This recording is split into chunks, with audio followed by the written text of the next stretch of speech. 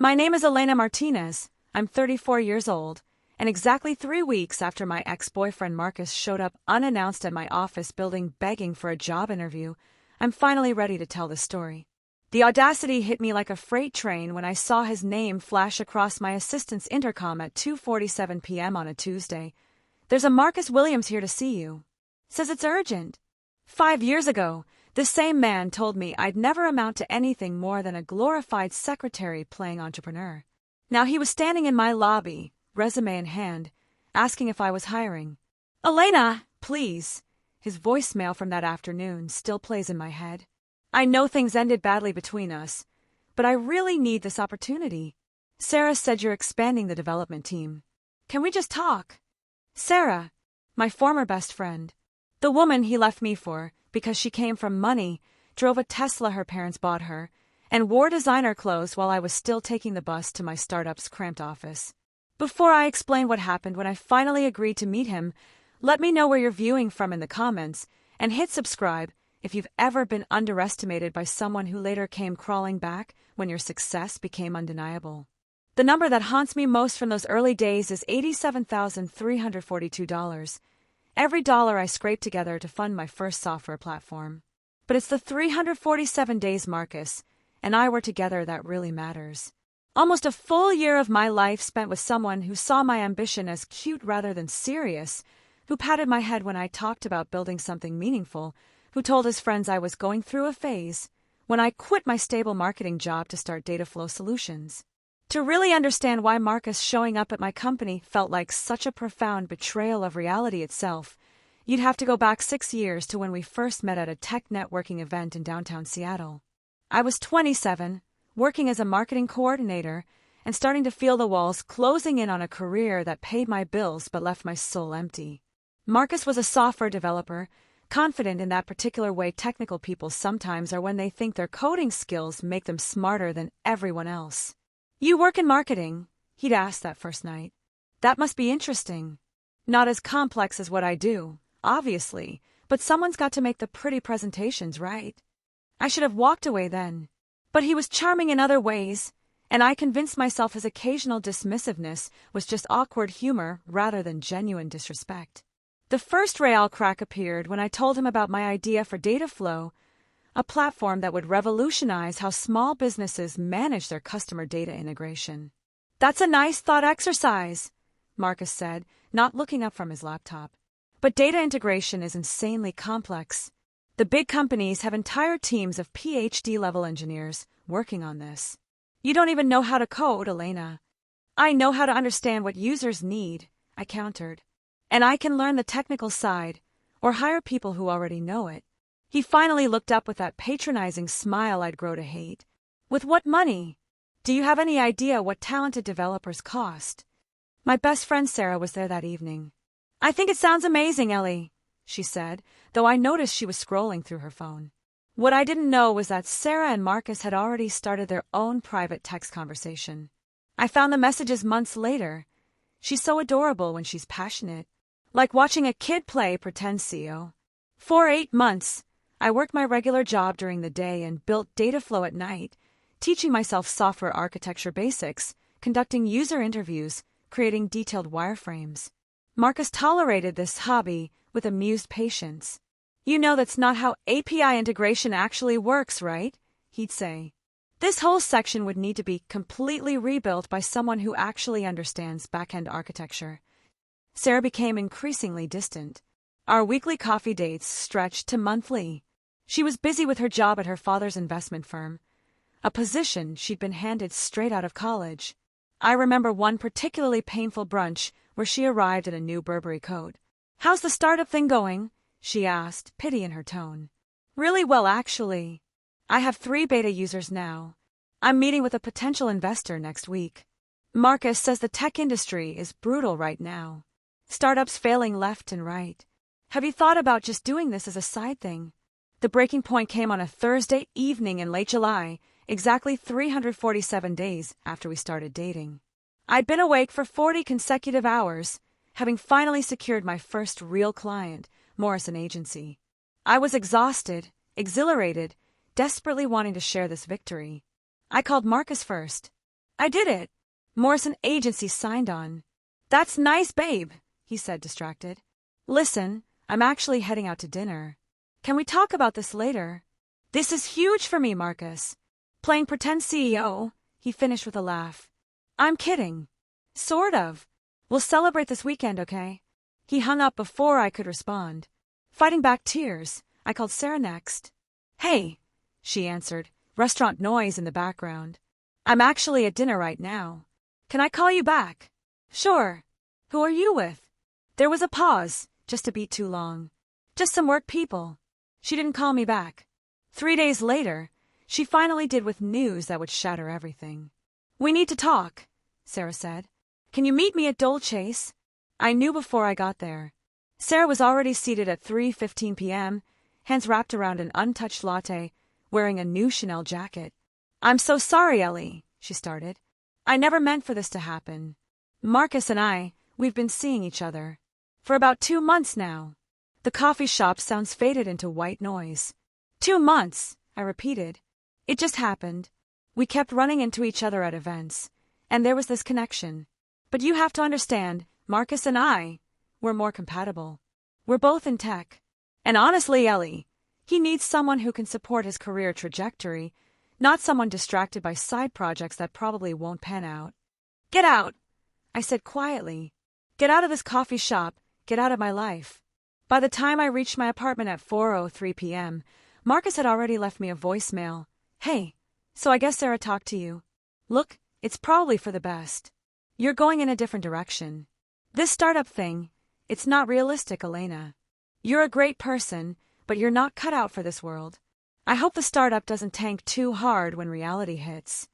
I listened to that message 47 times over the next week, letting every condescending word carve itself into my memory like a roadmap of exactly what I needed to prove wrong.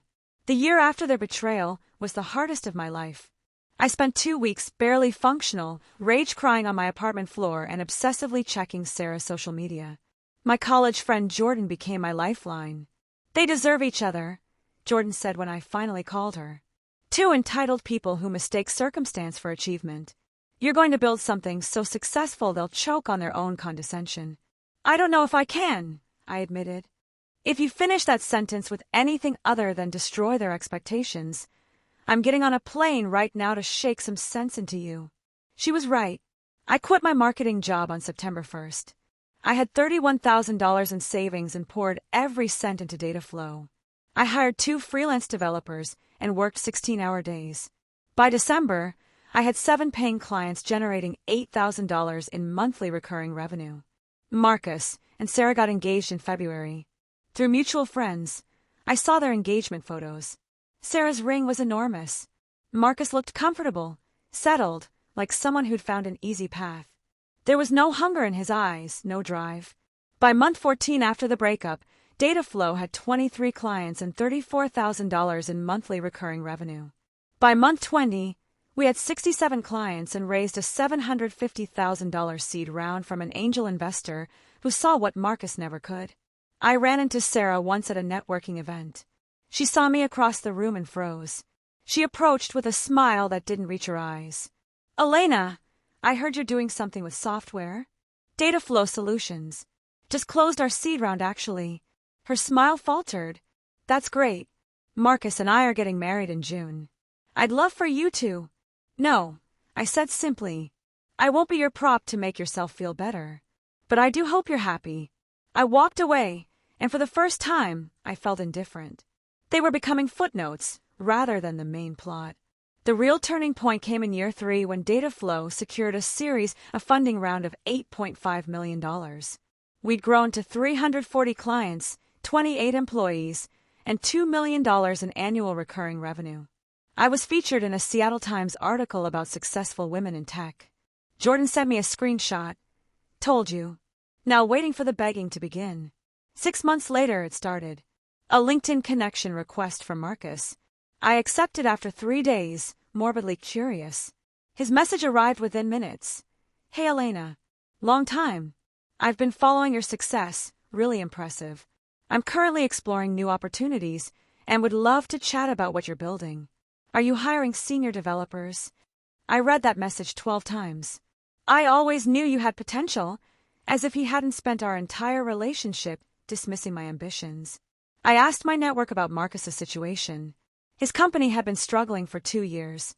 He'd been passed over for promotion 3 times. Sarah's father's investment firm had taken significant losses, forcing them to downsize their lifestyle. The Tesla was gone, replaced by a Honda. The vacation homes had been sold. I waited 2 weeks before responding. We might have some openings. Send me your resume, and I'll have HR take a look. His resume arrived within an hour. I forwarded it to Priya, my right hand. Remember that ex I told you about? This is him. Her response. The one who said you were playing pretend CEO? Oh, this is going to be interesting. Marcus passed the technical assessment. The team interview was where things got interesting. Priya sent me detailed notes. Technically skilled but arrogant. Made comments about how he'd fix our architecture. When asked about working with product management, he said good engineers know what needs to be built without needing marketing people to tell them. Direct quote. The recommendation was clear, not a culture fit. But I couldn't simply let it end with a form letter. I needed closure. I had my assistant set up a meeting with Marcus for Thursday at 2:47 p.m. My office had floor-to-ceiling windows overlooking downtown Seattle. My desk was custom walnut, a splurge after our Series A. The walls held framed articles about data flow and awards from industry publications. Marcus arrived exactly on time, wearing a suit that looked new but not expensive. He looked older, tired around the eyes. My assistant showed him in at exactly 2:47 p.m. Elena, he said, deference in his voice. Thank you for seeing me. Sit down, Marcus. I've got about 20 minutes before my next meeting. He sat, and I let the silence stretch, watching him fidget with his resume folder. So, I finally said, you want to work at Dataflow? I do. I've been following your growth, and I'm genuinely impressed. When we were dating, I interrupted, you told me this platform was impossible, that I didn't understand how complex data integration was, that I was playing pretend CEO. Do you remember that? His face went pale. That was a long time ago, Elena. I was younger, more immature. You told me I'd never succeed because I didn't know how to code. You said real tech people code. Do you remember that? I was wrong. Obviously. I'm not here to make excuses. I respect what you've built, and I want to be part of it. I pulled out a folder. Your interview panel had concerns about culture fit. Specifically, comments you made about not needing product management input. That's a direct quote from your team interview. He shifted uncomfortably. I may have phrased that poorly. No. You meant exactly what I think you meant. That people like me, people who understand markets and users, are less valuable than people who understand code. That's what you've always believed, isn't it? Silence. I pulled out the Seattle Times article. This article mentions that my marketing background was actually an advantage. Do you know what our valuation was after our Series A? No. $45 million. $45 million for a company you predicted would tank when reality hit.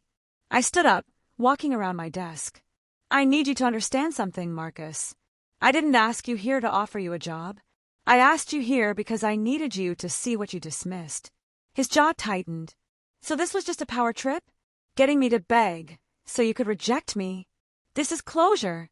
You spent our entire relationship making me feel like my ambitions were doomed. You left me for someone whose family money validated your superiority. Then you moved on, never thinking about the damage those messages did. I walked back to my chair. But here's what I learned. Your opinion never mattered. It never determined what I could build.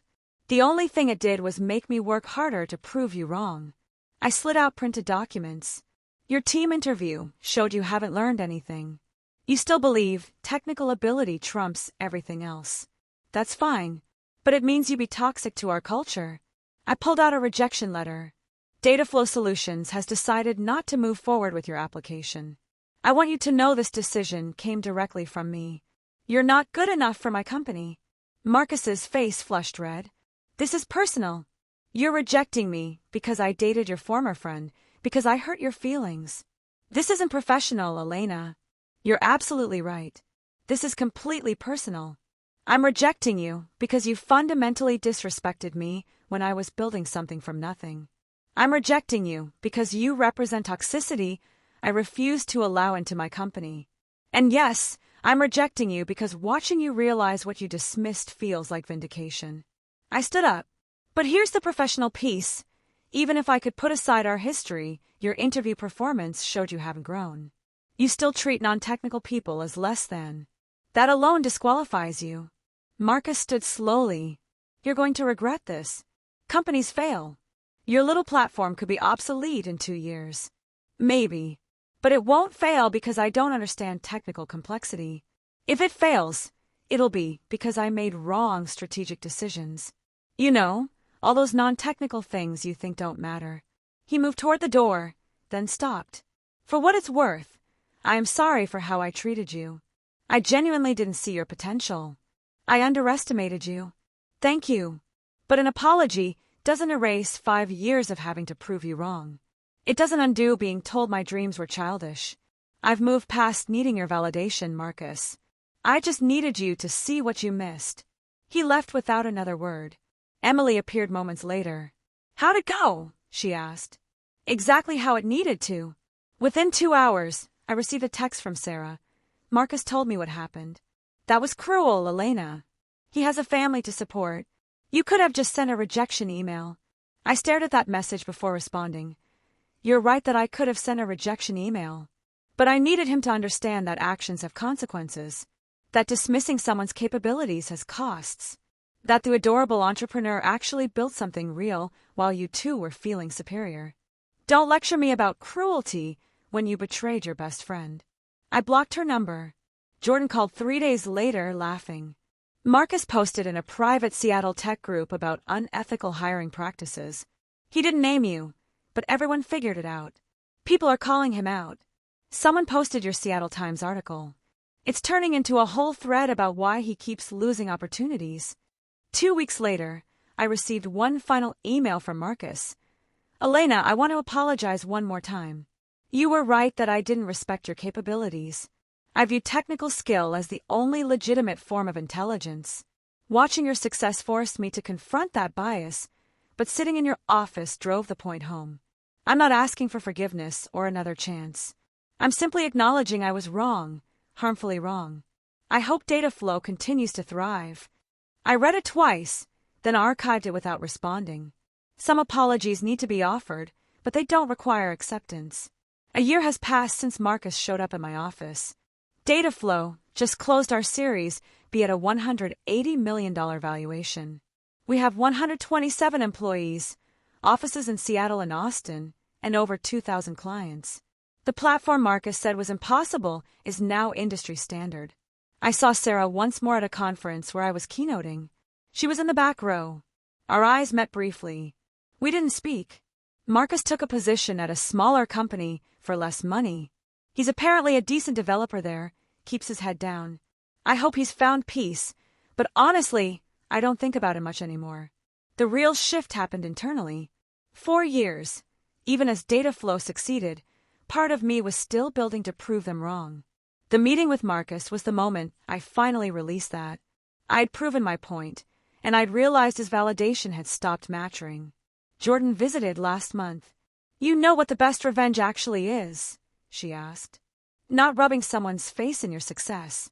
The best revenge is becoming so successful that you genuinely stop caring about revenge. She was right. The meeting wasn't really about revenge. It was about closure. About the woman I'd been 5 years ago, finally getting to tell the man who'd hurt her that his opinion didn't define her potential. We started actively recruiting from non-traditional backgrounds, marketing people moving into product, salespeople learning technology. We created a culture where asking questions wasn't weakness. Priya now runs our entire engineering organization as CTO. She tells new hires about the founder's ex-boyfriend who thought you couldn't build a tech company without being a developer. Last week, a young woman named Jennifer started as a product manager. She's 26, has a psychology background, and nervously admitted she was worried about not being technical enough. Let me tell you a story, I said, and shared the condensed version of my journey. The question isn't whether you're technical enough. The question is whether you understand what our users need. Technical skills can be learned. Empathy, business intuition, Those are harder to teach. You have the hard stuff. We'll teach you the rest. She left looking lighter, more confident. I thought about my 27-year-old self who'd needed to hear exactly that message. The most profound lesson isn't about revenge or vindication. It's about the danger of letting someone else's limited perspective define your potential. Marcus couldn't see what I was building because he convinced himself only people who looked and thought like him could build meaningful things. Their limitations became my liberation once I stopped trying to make them see and simply focused on doing the work. The irony is that by giving up on convincing them, I built something that forced them to confront their own misconceptions. The rejection letter sits in my desk drawer, not as a trophy, but as a reminder of how far I've come and the kind of leader I'm committed to being. I never want anyone on my team to feel the way Marcus made me feel, diminished, dismissed, like their contributions were less valuable because they came from a different perspective. Have you ever been underestimated by someone close to you? Have you had to build your success in the face of active dismissal? I'd love to hear your stories in the comments. What was your moment of clarity when you realized their opinion didn't define your potential? And if you're currently in that situation, let me say this directly. They're wrong. You might have gaps in knowledge or experience, but those gaps don't determine what you're ultimately capable of achieving. Don't forget to subscribe if this story resonated with you. Remember, the best revenge isn't rubbing someone's face in your success. It's building something so meaningful that their opinion stops mattering entirely.